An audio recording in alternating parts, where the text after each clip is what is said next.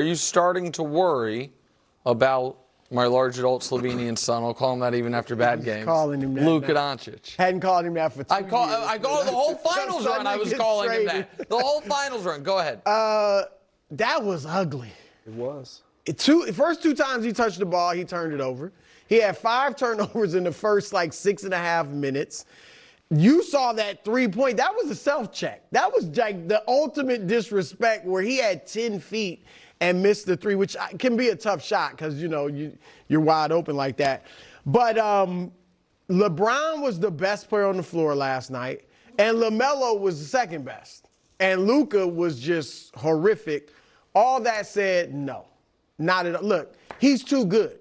And it's not a small sample size. And it's not like he just put up numbers on a bad team for the past six years. You know what I mean? Like, he has dominated the NBA individually. He's been to the NBA finals. He's been to the conference finals before that. So, no, I am not worried about him. And here's the thing. He has games like this. Everybody does. But now he's in a brighter spotlight because he's with the Lakers. He just got traded. He's with LeBron. But, his third game this year, he was 5 for 22 for 15 points, but not as many people paid attention. His first 3 games, really his first month he struggled from 3, but his first 3 games he was 2 for 27 from 3. Yeah, but 3 straight games of not hitting 20 points is rare. Yeah, but he hasn't played the minutes either. Yep. Like the first 2 games, I don't even think he was bad necessarily. He just didn't play a lot, and they didn't need him in the first game when they blew him out.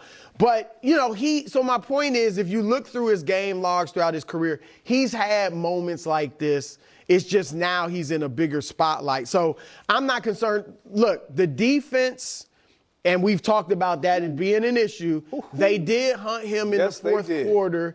And the challenge for the Lakers, we know it's going to be defense. Come here. Right. That was just – but so Luka's not going to stay in front of people.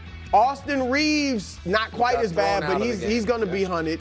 LeBron is not the terrific defender anymore. And then you have no rim protection. With that said, when guys get past them, it's all easy layups and dunks at the rim. With that said, before you just go real quick, because if people didn't stay up to watch the game, but you can see from the score, Lakers didn't lose this game because of their defense. No, they didn't. Right. They actually shot below 40%. Holding a team to 100 in 2024-25 NBA is a great defensive performance, even if it's the Hornets. They lost this game because of their offense. But go ahead, Greg, because I saw something I want to get your guys' reaction to in Luka, but I want you to go first. Yeah, so I'm not worried about Luka as it pertains to basketball and him actually getting going eventually. What's interesting is the conversation that we had yesterday about resting LeBron versus the chemistry, and there are pros and cons to both of those things. You get the sense of they need the chemistry. They got to be on the court to establish that type of chemistry. But when they are both on the court, you get a sense of Luka's going to defer because he knows this isn't really my team. I'm coming in to be a part of something versus saying, this is mine, I am the guy. He has to have that approach, and they want him to have that approach, but it's hard when you get to a new location and you're looking at your jersey when you're in the locker room and it's like it's a different color and there's so much going on in your mind, and it's like, man, it doesn't feel quite right yet. And you get that sense that it doesn't feel quite right. There was one thing that he said in his post-game presser. He was asked about what he did over the All-Star break. And did you study? Did you see how you were going to fit in? And his response was kind of alarming to me. His response was, no, I just wanted to really get away from basketball. That right there.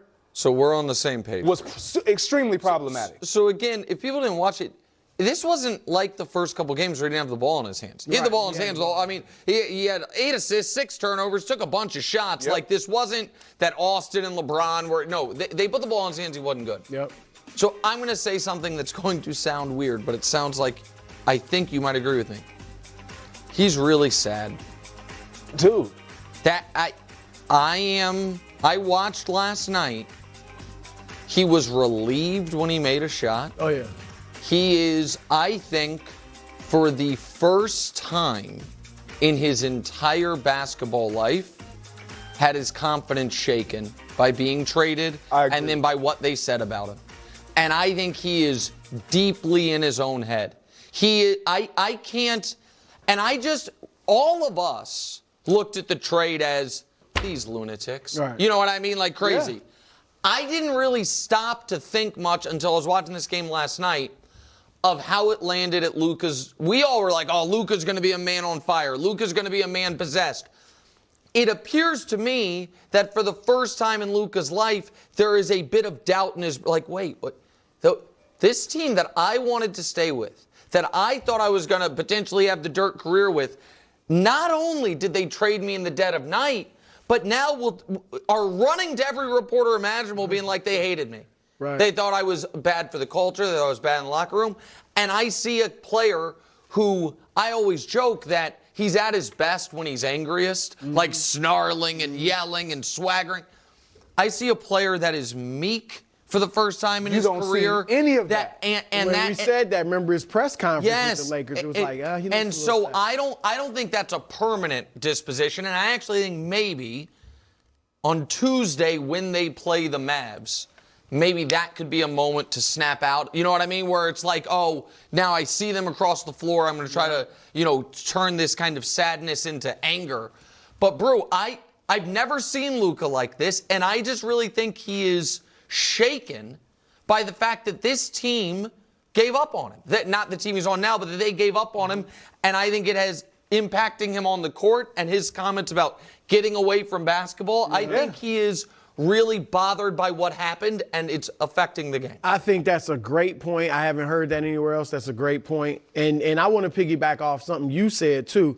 This is also the first time, probably since his early teens, where he's been maybe not the best player on the team. Or a more accomplished player. Right. Like Correct.